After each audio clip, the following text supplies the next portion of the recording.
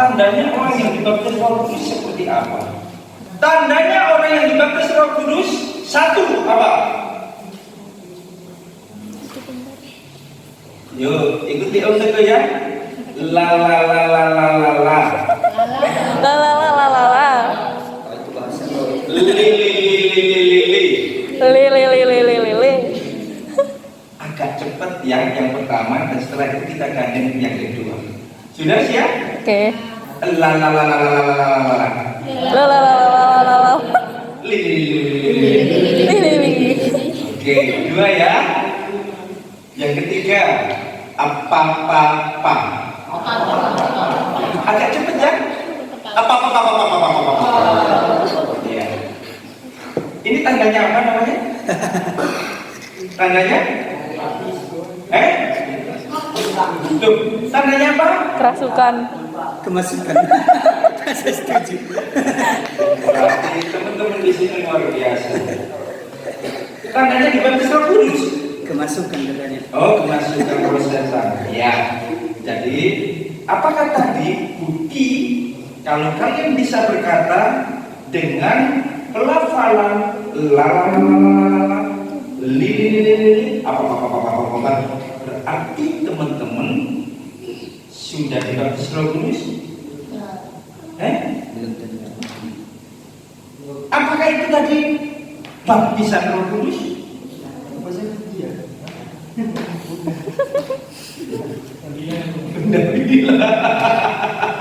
Oke, kita akan bersama-sama belajar tentang isu-isu yang masih menjadi perbincangan banyak orang. Ya, perbincangan banyak orang berkenaan tentang baptisan Roh Kudus. Karena nanti tanggal 18 Mei itu peringatan apa itu? Kenaikan ya, Tuhan Yesus ke surga. Tapi kita awali di sini ya. Oke, ada beberapa pertanyaan. Apa sih arti baptisan Roh Kudus? Lalu yang kedua, kapan kasih kita itu dibaptis Roh Kudus? Yang ketiga, siapa yang berhak membaptis dengan Roh Kudus? Ya kan? Yang keempat, apakah baptisan Roh Kudus bisa diminta? Ini menjadi pertanyaan yang besar buat kita. Yang kelima, apakah ada orang yang dibaptis Roh Kudus tapi belum dibaptis dengan air? Yang keenam, apa tandanya orang yang mengalami baptisan Roh Kudus? Nah, kalau kita membaca dalam 1 Korintus 12 ayat yang ke-13, teman-teman, yuk kita baca sama-sama. 2, 3.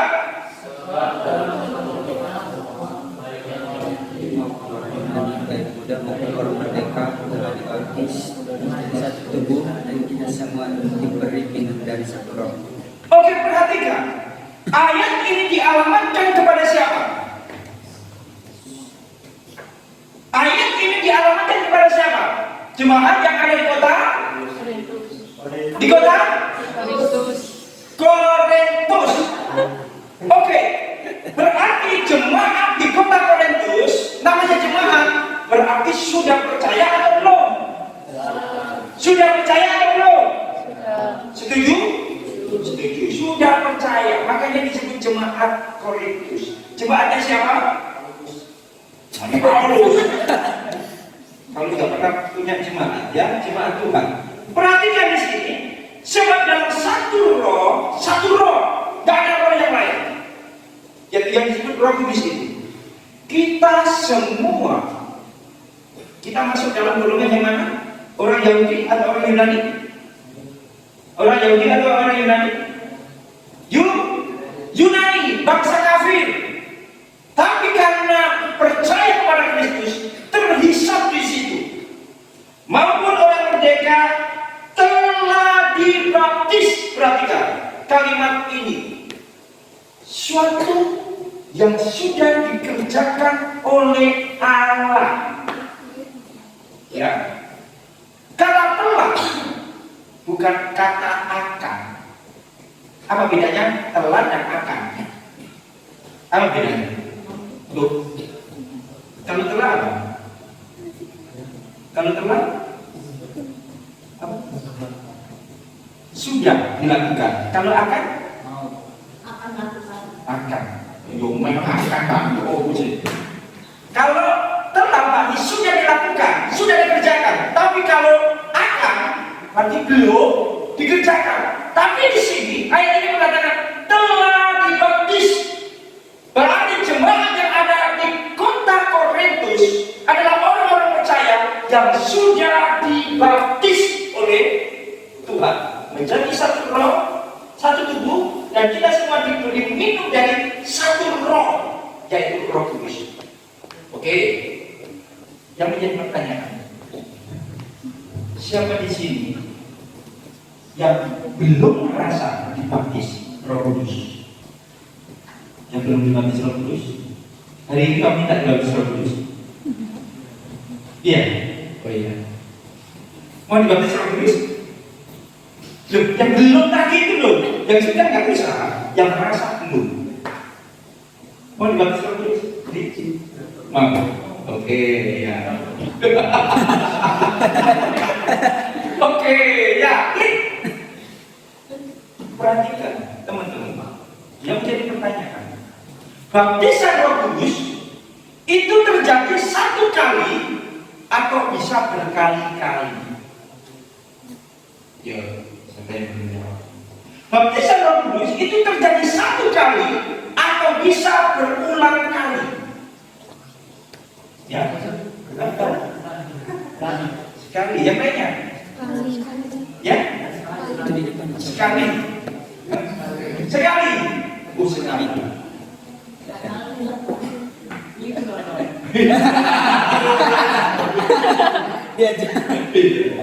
Ya sebenarnya salah ya tadi ini. Langsung dipelihara. Baptisan Roh Kudus ini kan baik-baik teman-teman. Itu terjadi satu kali seumur hidup. Saya tanya. Saya tanya Mas Bayu. Iya kan? Mas Bayu lahir berapa kali? Coba dijawab Mas Bayu. Mas Bayu lahir berapa kali? Satu kali doang kan? Mau beberapa kali? Enggak. Ada di sini yang lahir berulang kali. Terus bocah kayak itu depresi kan tanya kan sama Tuhan Yesus, gimana caranya aku bisa lahir baru? Apakah aku masuk ke dalam roh mamaku? Ya kan? Ada diri sebelah setan. Jadi teman-teman, orang yang dibaptis Roh Kudus itu adalah satu kali seumur. Makanya kalau ada gereja yang mengajarkan tiap tahun pada saat hari kok Natal sih? Pentakosta. Mari saudara-saudara, siapa yang belum dibaptis Roh Kudus? Yuk, puasa 40 hari, yuk puasa, supaya nanti dibaptis Roh Kudus. Apakah dengan puasa 40 hari engkau dibaptis Roh Kudus? Nah, ada ceritanya dalam Alkitab. Oke, jadi teman-teman yang dikasih Tuhan, ya, tidak sedikit ajaran-ajaran yang menyimpang. Karena banyak orang Kristen tiap tahun berusaha untuk mengalami apa yang disebut dengan baptisan Roh Kudus. Tiap tahun, kalau orang itu jadi orang Kristen dari kecil, misalnya sampai 50 tahun usianya, berarti 50 kali dia dibaptis oleh Roh Kudus. Seperti orang yang lahir sebanyak 50 kali. Procor masuk maneh, procor masuk maneh.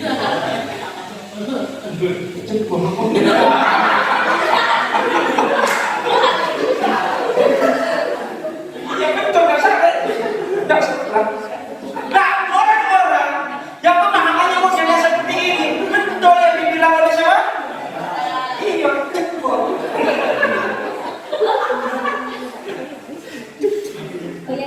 Dia harus dimaksud kali. Ya, oke. Jadi, baptisan Roh Kudus dapat diartikan sebagai karya Roh Allah yang mempersatukan orang percaya dengan Kristus. Ya, baptisan Roh Kudus.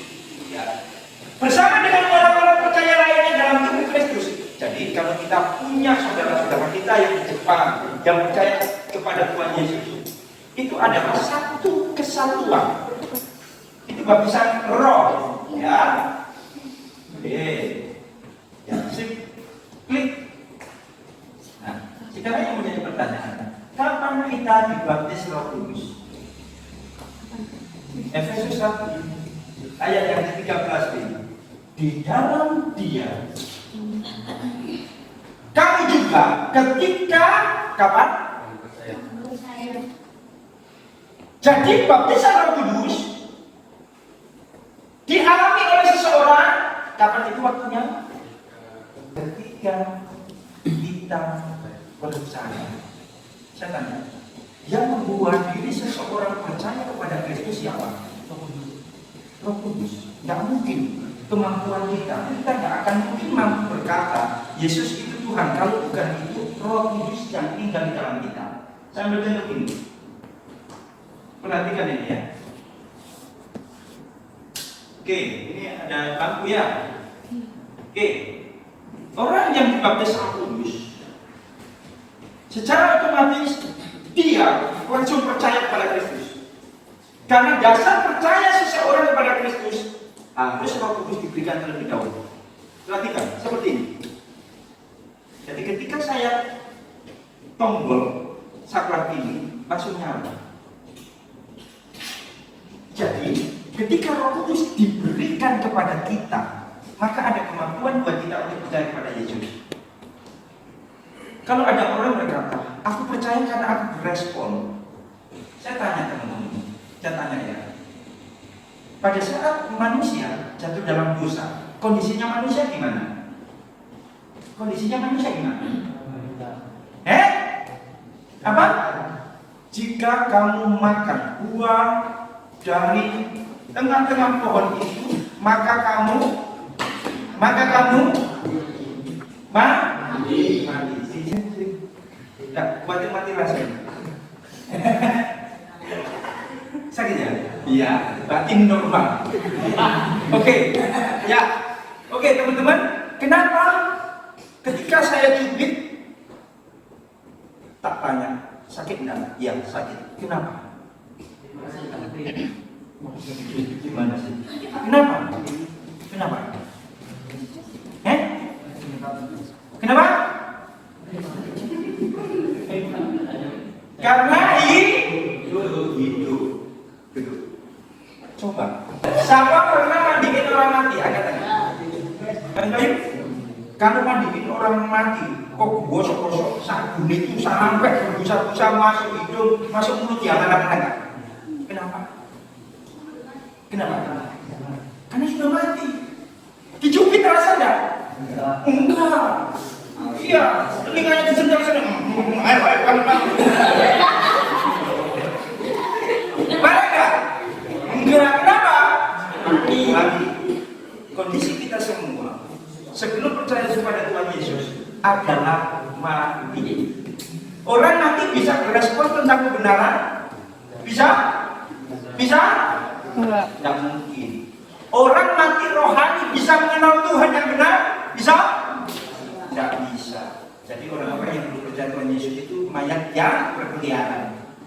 Ya, untuk bisa terasa, untuk bisa berespon, untuk bisa hidup, berarti butuh apa?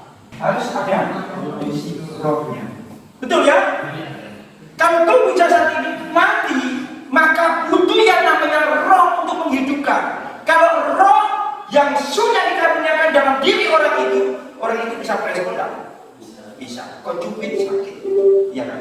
Nah, teman-teman yang dikasih Tuhan. Jadi, perhatikan. Roh Kudus itu dikaruniakan, baru orang itu bisa berespon, bisa percaya bahwa Yesus satu-satunya Tuhan dan Juru Selamat. Kalau nggak percaya, teman-teman, keluar dari sini. Nah, itu ada tukang beca, jualan bakso helm, bimpak, masuk bilang, Bu, ayo nang gereja. Ketika kau ajak seperti itu, gimana? Nggak sadar. Kalau nggak sadar, petrolnya gede gitu. Kenapa demikian? Karena mati kondisinya. Mati.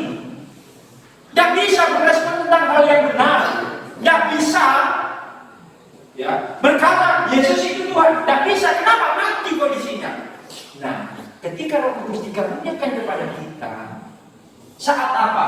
Ini loh buktinya. Ketika kamu percaya, dimeteraikan dengan Roh Kudus. Oke, dimeteraikan. Siapa tahu meterai? Meterai itu bukti sah. Oke ya, paham di sini? Jadi teman-teman yang dikasih Tuhan, di sini jelas sekali dimeteraikan dengan Roh Kudus. Berarti sah. Kita sebagai anak-anak Roh Kudus. Anak-anak Allah. Oke ya?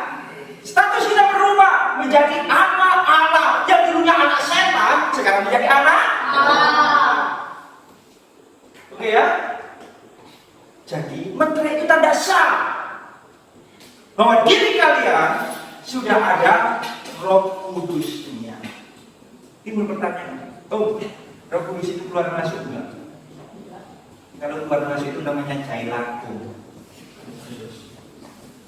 Loh, kemana begini dosa dong? Berarti Roh Kudus keluar dong?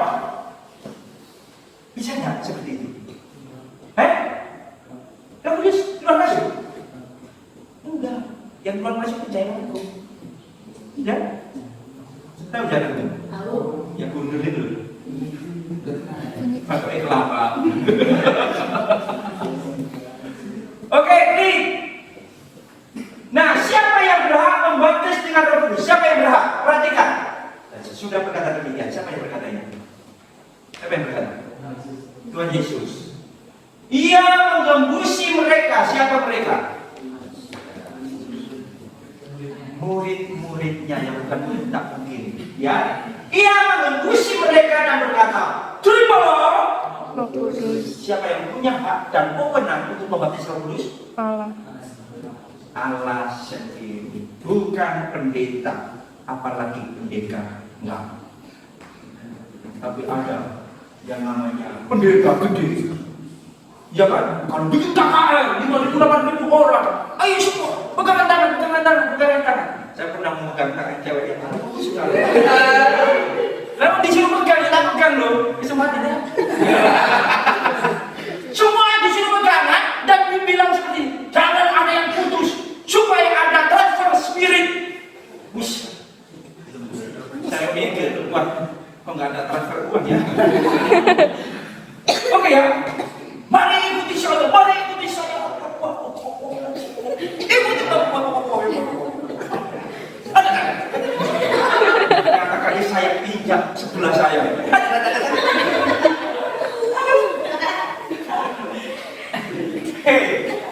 Terus ngomongnya apa?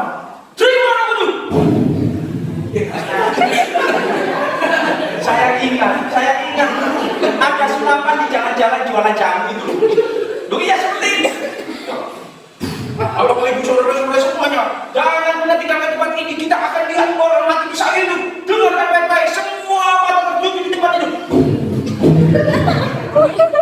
Sampai namanya mungkin itu bahasa semprot.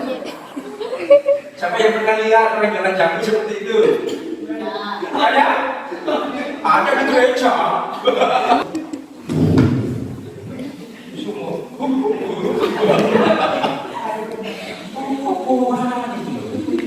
Loh, kenapa om bisa seperti itu? Om dulu mantannya masalahnya. Ya, om mantan ngajar seperti itu, tapi tidak berdoa. Ya, jangan ikut-ikutan. Oke, di sini jelas. Yang punya hak adalah siapa? Allah. Allah sendiri yang punya hak untuk membaptis Roh Kudus. Siapapun juga, nabi, rasul, hamba Tuhan, pendeta, gak punya hak bicara baptis Roh Kudus. Ya, oke. Nomor 2, ketika itulah Tuhan Allah membentuk manusia itu dari debu tanah dan apa? Menghembuskan nafas hidup ke dalam hidupnya. Dalam perjanjian lama pun ada peristiwa yang jelas tentang Allah menghembuskan nafasnya ke manusia yang baru diciptakan. Jadi siapa yang punya hak untuk membaptis Roh Kudus? Allah. Allah sendiri. Makanya kalau ada hamba Tuhan ngomong seperti itu tadi, jangan pernah dipercaya. Itu adalah penyimpangan dari Alkitab. Ya, oke ya. Berikutnya. Nah, nomor 3, aku membaptis kamu dengan air sebagai tanda pertobatan, tetapi ia yang datang kemudian daripadaku lebih berkuasa daripadaku, dan aku tidak layak melepaskan kasutnya. Ia akan membaptis kamu dengan Roh Kudus. Ini siapa yang ngomong? Aku membaptis kamu dengan air. Siapa yang dia? Yohanes membaptis. Nanti Yohanes membaptis. Yohanes ada satu ya, rasul. Dan ini adalah nabi. Oke ya, karena cara ya, ada Yohanes, anak Zebedeus itu rasul. Tapi Yohanes Pembaptis ini adalah seorang nabi. Memang namanya kembang, tapi beda. Ya. Oke, perhatikan di sini. Iya, siapa yang dimaksud di sini? Siapa? Ia akan membaptis kamu dengan. Siapa yang dimaksud dia di sini? Yesus. Jadi yang punya hak membaptis Roh Kudus adalah Allah sendiri. Berikutnya, aku akan meminta kepada Bapa. Siapa ini? Tuhan Yesus. Dan Ia akan memberikan kepadamu seorang penolong yang lain. Siapa yang masih di sini? Bapa. Oke, Roh Kudus, Bapa, Yesus adalah Allah. Perhatikan di sini. Yang kasih siapa? Bapa. Ya, oke, berikutnya. Sebab jika aku tidak pergi, menghibur itu tidak akan datang kepadamu, tetapi jika aku pergi, aku akan mengutus dia. Siapa yang masih dia di sini? Roh Kudus. Jelas ya? Yang punya hak untuk membaptis Roh Kudus siapa? Allah sendiri. Oke ya? Jangan kaku melihat kalau KPR besar-besar, ya, dengan jumlah yang begitu banyak.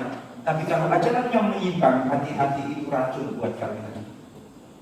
Ya, sebelum teman-teman terseret, karena saya sudah terseret, makanya saya punya pengalaman hal seperti itu. Saya akan bagikan kepada teman-teman. Berikutnya, ya, klik. Halo guys, kembali bersama saya dalam channel Inspironi. Kali ini saya akan share tentang sebuah pengakuan dari Pastor Benny Hinn. Sebuah kabar mengejutkan datang dari Pastor Benny Hinn, seorang televangelis kondang pengusung teologi kemakmuran. Pastor Benny Hinn ini pernah beberapa kali khotbah di Indonesia dan memiliki banyak penggemarnya di sini. Lift your hands to heaven. Angkat tangan saudara ke surga semua. Touch! Touch! Buku-bukunya juga disukai, dan banyak orang merasa diberkati dengan tulisannya. Tapi tunggu dulu. Dalam sebuah pernyataan terbarunya, Hinn menyampaikan bahwa dirinya kini menolak tegas teologi kemakmuran. Kali ini guys, Hinn benar-benar bertobat dari teologi kemakmuran yang getol dihotbahkannya itu. And I'm correcting my own theology. And you need to all know it. I'm done with it. I will never again ask you to give 1,000 or whatever amounts because I think the Holy Ghost is just fed up with it. Secara belak-belakan, Hinn mengakui jika Roh Kudus sudah muak dengan teologi kemakmuran yang diajarkannya. Teologi itu mengajarkan bahwa orang Kristen punya hak untuk diberkati dalam hal kesehatan dan kekayaan. Teologi itu juga mengajarkan bahwa orang Kristen bisa mengklaim berkat-berkat itu secara berlimpah melalui pengakuan iman dan menabur benih melalui pemberian persepuluhan dan persembahan dengan setia. Saat live di Facebook Senin 2 September lalu, Hinn menegaskan bahwa firman Tuhan bukanlah untuk diperjualbelikan. Hinn mengatakan dia sekarang percaya bahwa teologi memberi untuk mendapatkan adalah suatu pelanggaran di mata Tuhan. Bahkan sedihnya, tindakan itu adalah mendukakan Roh Kudus. Padahal dulu, Benny Hinn tak suka dikoreksi atau dikritik. Bahkan dia selalu mengecam pengkritiknya dengan mengatakan, jangan melawan orang yang diurapi. Bahkan dia pernah mengatakan bahwa pengkritiknya bisa mendapat celaka atau kutuk kalau menyerangnya terus-menerus. Ini mirip-mirip dengan yang di Indonesia kan guys? Pernyataan mengejutkan Hinn muncul 2 bulan setelah keponakannya, Costi Hinn, menyampaikan dalam buku terbarunya, God, Greed, and the Prosperity Gospel, How Truth Overwhelms a Life Built on Lies. Dia mengakui bahwa keluarganya sudah mengeksploitasi jutaan orang di seluruh dunia lewat teologi kemakmuran dan dengan berjualan mujizat di gereja. Lalu apa yang membuat Benny Hinn terkungkung atau terjerat dalam teologi kemakmuran selama berpuluh-puluh tahun? Menyimak pernyataannya, menurut saya itu ada 2 hal. Yang pertama, pemahaman Benny Hinn terhadap Alkitab itu sangatlah dangkal alias tak dalam karena dia malas studi Alkitab dan tak belajar teologi lebih dalam. Hinn kebanyakan mengumbar wahyu atau nubuat-nubuatnya sendiri, sementara wahyu Allah dalam Alkitab dipinggirkannya, atau dia hanya mencomot keluar dari konteks apa yang disukainya. Belakangan dengan bertambahnya usia, dia mulai studi lebih mendalam dan dia mengakui pemahaman Alkitabnya semakin baik dan berkembang. Puji Tuhan, haleluya. Ini mirip dengan Pastor Jim Bakker yang juga mengakui malas mendalami Alkitab dan seperti Hinn, dia pada akhirnya bertobat juga. Kedua, Hinn tumbuh dengan pengajaran yang salah. Dia selalu menelan bulat-bulat apa kata pengkhotbah-pengkhotbah yang mengajarkan teologi kemakmuran itu. Dengan kata lain, dia dipengaruhi oleh pengkhotbah-pengkhotbah yang ngawur dan keliru yang mengajarkan Alkitab. Benny Hinn sendiri mengakui kesalahan fatal itu dan kini dia mulai mengoreksinya. Lantas, bagaimana reaksi orang Kristen di Amerika? Ada yang masih tampak skeptis, ada yang mau terbuka terhadap kemungkinan pertobatan sejati, dan mengatakan Tuhan dapat mengubah hati Hinn, dan mereka sedang menunggu beberapa bukti transformasinya. Saya pikir waktu akan memberitahu apakah ini adalah koreksi kecil, sesuatu yang hanya untuk publisitas, atau awal baru menuju kedewasaan yang lebih besar, kata Charles Self, seorang profesor sejarah gereja di Assemblies of God Theological Seminary. Kendati sudah amat sangat terlambat untuk mengoreksinya, tapi mari kita dukung pertobatan Hinn dalam pengajarannya. Sayangnya, sudah banyak jemaat yang tersesat oleh pengajarannya yang sudah berlangsung selama berpuluh-puluh tahun itu. Karena itu guys, penting sekali untuk mempelajari Alkitab secara mendalam. Tak hanya mendengar dari apa kata pengkhotbah atau pendeta atau pastor, tapi juga dengan kerendahan hati mau belajar dan menguji pengajaran itu dalam terang firman Tuhan secara personal dan lebih mendalam. Nah, bagaimana dengan pengikutnya di seluruh dunia, termasuk di Indonesia? Mudah-mudahan mereka mau mengikuti jejak Benny Hinn untuk dengan rendah hati bertobat dari teologi kemakmuran dan mulai mempelajari Alkitab dengan serius. Amin. Pastor Benny Hinn, ya, semua orang masih tahu itu. Tapi kalian tahu 2017-18, dia sendiri menyatakan secara umum, saya bertobat dari teologi saya. Dan ini paling disenangi oleh orang-orang di Indonesia, khusus gereja besar-besar di Indonesia, mengadopsi teologinya dia. Salah satunya, kalau engkau sudah dibaptis Roh Kudus, kalau nggak bisa berbahasa roh, berarti kamu belum bagus. Ya, jadi ini pengaruhnya besar sekali, tapi dia cabut semua pernyataannya bahwa ya tadi katakan kan, aku muak dengan teologi saya. Jadi dia tarik semua pernyataannya. Dia katakan bahwa apa yang telah aku ajarkan itu sudah menyesatkan banyak orang. Makanya teman-teman belajarlah dengan baik-baik. Sekarang pengikutnya sedikit ya, dulu jutaan, tapi sekarang sedikit pengikutnya, ya, karena apa namanya itu, ketika dia menyatakan diri bahwa ajaran saya salah, tidak Alkitab dia, saya sudah menyesatkan banyak orang, akhirnya banyak orang yang kecewa. Ya. Nah, penerimaan Roh Kudus yang salah, satu, apa itu? Peniupan Roh Kudus. Tadi sudah saya praktekkan kepada teman-teman, ya. Dan sesudah berkata demikian, dia mengusi mereka dan berkata, terimalah Roh Kudus. Ini siapa yang ngomong? Siapa yang ngomong? Tuhan Yesus. Terima Roh Kudus. Berarti yang punya hak untuk berkata seperti itu adalah Tuhan sendiri. Pendeta siapapun tidak punya hak. Pendeta, hamba Tuhan, para rasul dikasih hak oleh Tuhan, yaitu melakukan baptisan apa? Air saja. Ya, oke. Ketika yang bagaimana membuat manusia itu dari debutan dan mengembuskan nafas.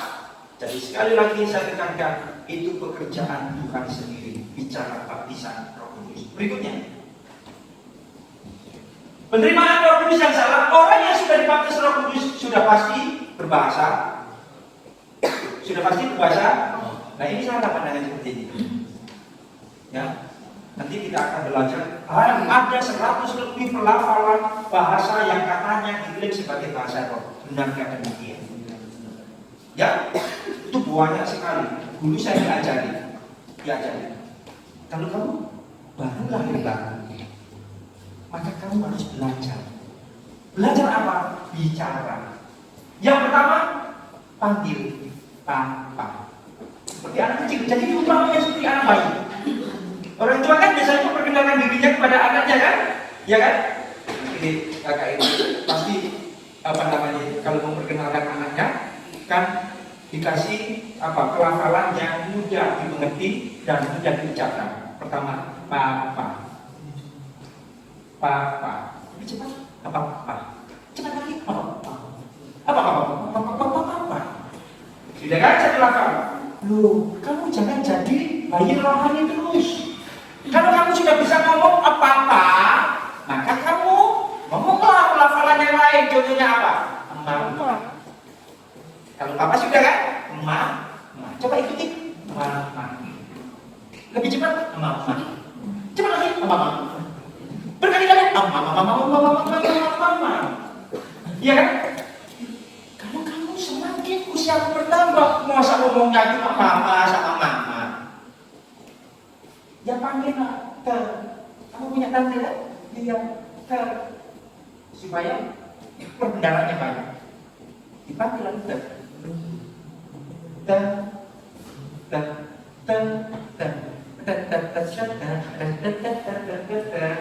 Sudah jadi. Jangan berhenti di situ. Masa kamu masih remaja terus kan bertumbuh. Kalau orang bertumbuh ngomongin banyak kan? Nah itu akan rugi dibuat seperti itu. Kalau orang yang sudah dibaptis Roh Kudus dibilang seperti itu, kamu bisa mengucapkan bahasa dan mengerti. Ya. Tanya sama lili, cepat,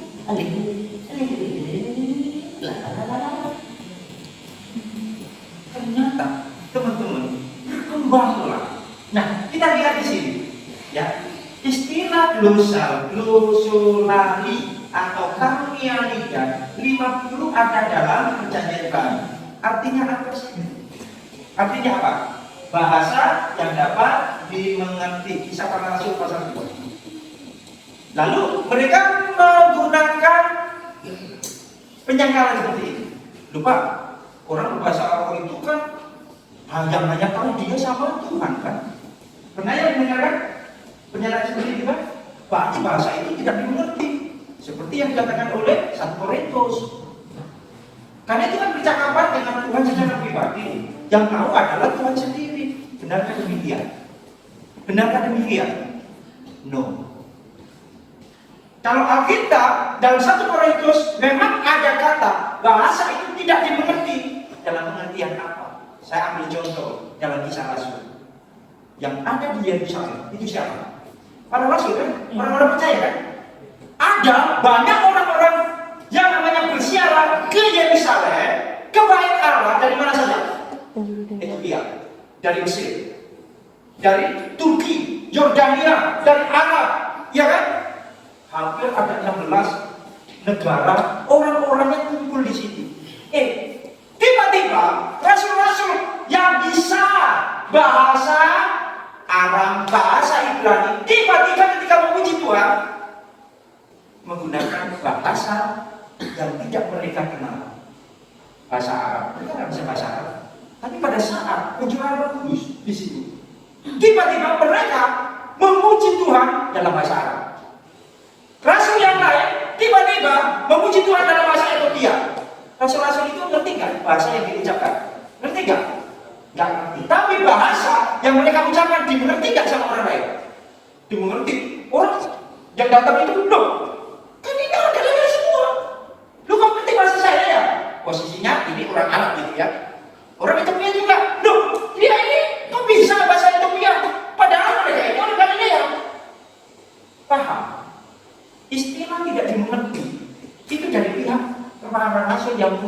bahasa asing itu, bahasa asing yang dimaksud itu bahasa Ethiopia, Mesir, bahasa Arab, bahasa Yordania dan lain sebagainya. Ya, itu yang dimaksud. Jadi jangan memakai pernyataan untuk apa namanya membantah. Oh itu kan bahasa nggak dimengerti Pak. Hanya Tuhan saja yang tahu. Sembarangan. Ya. Jadi konteksnya ayat itu harus dipahami dengan betul, ya. Jadi yang namanya kalau teman-teman baca di dalam 1 Korintus itu ya, di situ ada kata glosolali. Glosolali itu bukan bahasa roh. Jadi terjemahan LAI itu kurang tepat. Tidak pernah dalam bahasa aslinya menggunakan istilah bahasa roh. Ingat baik ya, tidak pernah ada. Tentunya LAI punya maksud tersendiri untuk hal itu. Nah nanti kita akan pelajari di kemudian hari kenapa LAI menggunakan dengan istilah bahasa roh. Kenapa tidak menggunakan bahasa bangsa-bangsa? Jadi kata glosolali itu adalah bahasa bangsa-bangsa. Ya, oke, klik. Nah, apakah pemeriksaan Roh Kudus bisa diminta? Bisa. Ingat baik-baik. Kenapa? Karena sifatnya karunia.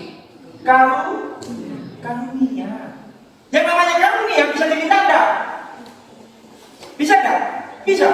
Apa sih artinya karunia itu? Pemberian.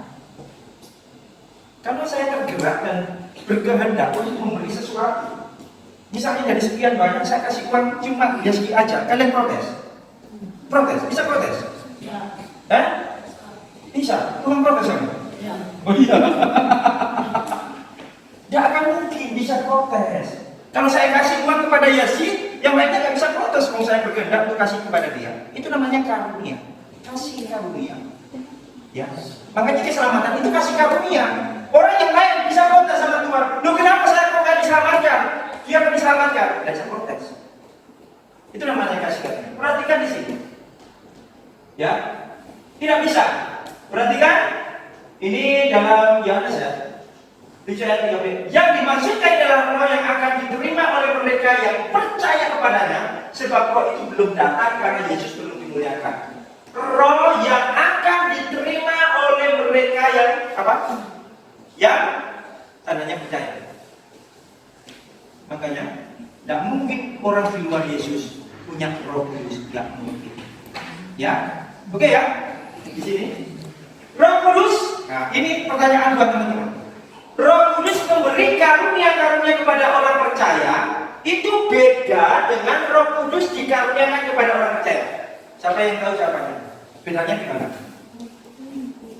Bedanya di mana? Roh Kudus memberi karunia-karunia dengan Roh Kudus dikaruniakan. Bedanya di mana? Yang mana? Yang mana? Roh Kudus ya yang pertama. Roh Kudus memberi karunia-karunia kepada orang percaya. Ya. Roh Kudusnya yang ngasih karunia. Tapi kalau Roh Kudus dikaruniakan itu berarti ada yang lain yang mengaruniakan Roh Kudus. Good, ya. Paham teman-teman? Kalau kalimat yang pertama ini teman-teman, Roh Kudus memberi karunia-karunia kepada orang percaya. Contohnya apa? Karunia kesembuhan, karunia mujizat, karunia hikmat, karunia pengetahuan. Ya. Tujuannya apa? Untuk memperlengkapi tubuh Kristus. Satu dengan yang lain, termasuk bahasa yang ditulis oleh Alkitab bahasa roh, terus menerjemahkan atau menafsirkan bahasa. Ini yang pertama. Tapi kalau bicara Roh Kudus dikaruniakan berarti pribadi Roh Kudus itu diberikan kepada kita. Ya, ini tahap pertama dikasihkan kepada kita Roh Kudus. Setelah Roh Kudus diambil dalam diri kita, maka Roh Kudus berkarya memberikan karunia. Ya, saya tahu di sini ada yang dikaruniai oleh Roh Kudus yang bisa menyembuhkan orang. Ya kan? Sekali tumpang tangan, ya. Dalam nama Tuhan Yesus sembuh. Ya. Lalu tumpang tangan, belum tumpang kaki. Kalau udah dikaruniakan jangan coba-coba. Saya pribadi sadar tentang itu. Saya nggak dikasih karunia untuk kesembuhan. Saya nggak mungkin yang memberanikan diri. Saya melayani di rutin. Setelah KKR, saya dikasih apa berita, Pak Teguh tolong doakan anak pendeta sedang sakit. Itu jam 10 malam selesai KKR, langsung saya pergi ke rumah pendeta itu. Ternyata anak itu, aduh. Terus saya dapat kabar, anak ini menguatannya, bukan main. Namanya seperti apa? Pada saat dia dalam keadaan sehat, semua teman-temannya ditantang. Berani berapa botol? Minum sama aku. Jadi yang namanya cap tikus, apa itu. Petentang gitu kan. Akhirnya dia kesakitan di atas ranjang itu. Lalu saya berkata seperti ini, karena saya memang nggak dikaruniai Tuhan untuk kesembuhan. Saya begini. Saya bilang saya bapaknya itu Bapak siap-siap aja dan terima keputusan Tuhan. Lalu saya tuntun anak muda ini, saya kasih bisikan, saya akan tuntun kamu menghadap Tuhan. Tuhan teriak, aku akan mati. Nangis dia teriak. Lebih bagus, ya kan? Bertobat hari itu masuk surga daripada dikasih sembuh. Kelakuannya gak karuan. Akhirnya tak tuntun teman-teman. Betul, tak tuntun. Yuk ikuti, berdoa. Buat dia gak terima itu pernyataan saya. Tak bilang, Tuhan Yesus hari ini ikuti dia. Aku mau bertobat, terima Engkau sebagai Tuhan dan Juru Selamat. Bla sudah selesai. Saya pulang kembali ke pastori. Saya terbang ke Kupang. Dikasih berita kabar 3 hari itu. Halo, Pak Pendeta di mana? Di Kupang. Pak, ini kasih tahu ada berita anak muda yang Bapak doakan kemarin itu malam. Kenapa? Dipanggil sama Tuhan. Puji Tuhan. Pak sembuh, mati. Dan puji Tuhan sembuh selama-lamanya, gak merasakan sakit lagi. Itu yang pertama. Kemudian ada ketua majelis gereja GBIS, ketua majelis, ya, aduh, tolong doakan, ada ketua majelis kami yang sakit. Lalu saya datang ke rumah GBIS, saya masuk ke rumahnya, Pak Teguh ke rumahnya, saya masuk ke rumahnya, yang sadar, tolong sakit, jadi terbakar dadanya itu. Terus saya tanya, Pak Teguh, kenapa sih? Wah, dia ini pemabuk berat, Pak Teguh. Suka minum. Saya juga suka minum, teman. Kalau kalau nggak perlu ya aku gitu aja. Ya wah, tapi setelah itu bertobat. Tapi dampaknya kan itu tersisa kan? Sakit. Akhirnya saya lupakan. Dalam hati sembuh terserah, nggak sembuh ya wes gitu kan. Akhirnya teman-teman saya pulang ke pastor. Pagi-pagi tidak. Pak Teguh, orang yang masuk rumah sakit kamu nama. Yuk kita pergi ke sana Pak Teguh, kunjungi dia. Terus nanya apa Pak? Sudah, saya ada mobil. Tak pikir mobil sungguhan. Disuruh bawa truk. Nah, anggota DPR ini nggak bisa naik mobil teman-teman. Nggak bisa setir mobil. Akhirnya saya pergi ke rumah sakit untuk bawa truk. Sangat pendeta satu ini. Tak masuk ke rumah sakit belum. Di situ doa. Langsung ini anggota DPR. Bapak Ibu, di sini ada pendeta dari Surabaya mau mendoakan Bapak Ibu yang ada di ruangan ini. Dan ruangan itu gede, ya, seperti di sini ya. Kalau di sini 4 orang atau berapa gitu ya. Di sana itu luas ke barat itu. Tuanya, artinya yang sakit duduk semuanya senang didoakan pendeta dari Surabaya. Termasuk salah satu orang ini tadi yang sakit, majelis ketua majelis. Kamu doa, dalam Tuhan Yesus, yang sakit sembuh. Teman-teman, saya tinggal pulang, nyangkut di dalam. Selesai, dikabari. Ini sama anggota DPR tadi yang suruh saya. Pak Teguh, besok pimpin ya. Pimpin apa Pak? Ibadah kan? Iya Pak, ibadah pemakaman. Mati. Sama majelis mau mati Pak. Akhirnya saya pimpin teman-teman. Saya dalam hati saya, Tuhan saya sudah tuntun dia. Saat ada di rumah, saya kunjungi visitasi, saya tuntun untuk bertobat sungguh-sungguh terima Tuhan Yesus. Belum saya, ya. Jadi bersyukurlah kamu sakit, langsung dipanggil Tuhan, tapi dalam kondisi sudah dituntun teman-teman. Ya, banyak orang Kristen minta sembuh. Nanti bikin ulang lagi, sembuh dikasih hidup, bikin ulang lagi. Ya, jadi bersyukurlah. Apa ini? Iya. Jadi teman-teman yang dikasih Tuhan, itu saya nggak punya karunia di situ, nggak punya karunia. Jadi karunia saya adalah menuntun orang, mempercepat menghadap Tuhan.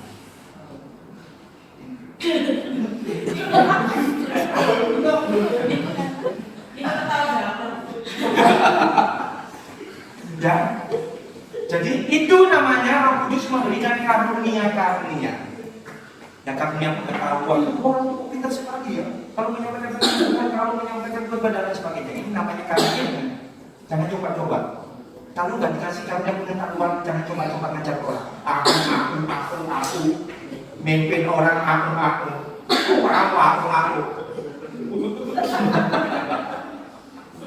Ya. Menasihati itu karunia Roh Kudus juga. Karena soal menasihati orang, ya, kamu itu nggak dikaruniakan Roh Kudus pada Anda. Ada orang berusaha, aku bisa mengkonseling orang. Yang di sekolah dikonseling malah saya lagi, malah kecewa. Belum ada yang seperti itu. Ya, jadi ada orang, ya. Jadi paham ya di sini teman-teman ya, paham ya? Roh Kudus memberikan karunia-karunia-Nya dengan Roh Kudus dikaruniakan. Ini sesuatu yang berbeda. Ya, oke, klik. Jam itu. Apakah kamu bisa diminta? Nggak bisa. Perhatikan, bisa langsung perhatian 16. Maka teringatlah aku akan perkataan Tuhan. Yohanes membaptis dengan air, tetapi kamu akan dibaptis dengan Roh Kudus. Artinya apa? Hanya pihak Allah yang punya hak, ya, mengaruniakan itu Roh Kudus. Ya kan? Nah, ayat 15. Jadi jika Allah memberikan karunia-Nya kepada mereka sama seperti kepada kita pada waktu kita mulai percaya kepada Yesus Kristus dalam pembinaan dia. Jadi jelas di sini, teman-teman. Ya. Jadi Roh Kudus itu nggak bisa kita minta. Makanya jangan tiap tahun pada saat Pentakosta, Roh Kudus datang, nggak bisa. Ya. Jangan tiap tahun minta Roh Kudus. Saya langsung, lupa saya langsung ayo disuruh masuk. Mending itu mana? Ini Roh Kudus itu tinggal dalam diri. Makanya ketika kalian bikin dosa, Roh Kudus itu mengingatkan, salah ya, jangan, ayo Tuhan, ampuni aku. Hati Roh Kudus bekerja dalam hidup. Ya. Jadi orang kalau tidak ada Roh Kudus, teman-teman, orang seperti itu salah satu cirinya adalah kamu tak bikin dosa, tak bisa tidur. Ya. Jadi orang yang tidak ada Roh Kudusnya, dia pasti suka bikin dosa. Kalau nggak bikin dosa, nggak bisa turun. Ada orang seperti itu? Ada nggak? Kalau nggak mau kejelekan orang, keburukan orang, mata itu ditutup, nggak bisa tidur.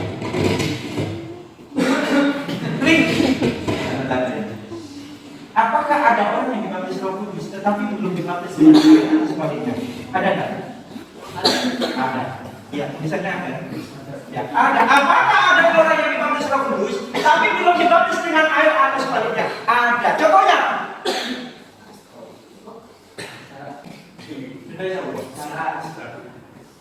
Dalam Alkitab ada nggak orang yang belum dibaptis Roh Kudus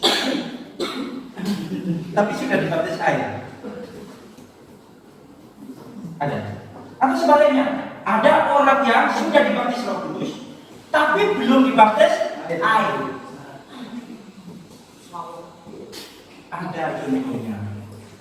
Perhatikan, salah satu yang disalib bersama Tuhan Yesus, salah satunya masuk mana? Apa? Masuk? Ya. Penjahat ya? Penjahat. Salah satunya. Saya tanya, sudah dibaptis saya belum dia? Sudah dibaptis. Mana ada sudah dibaptis air di petenteng ya? Sudah dibaptis air mau sih baptis. Kira.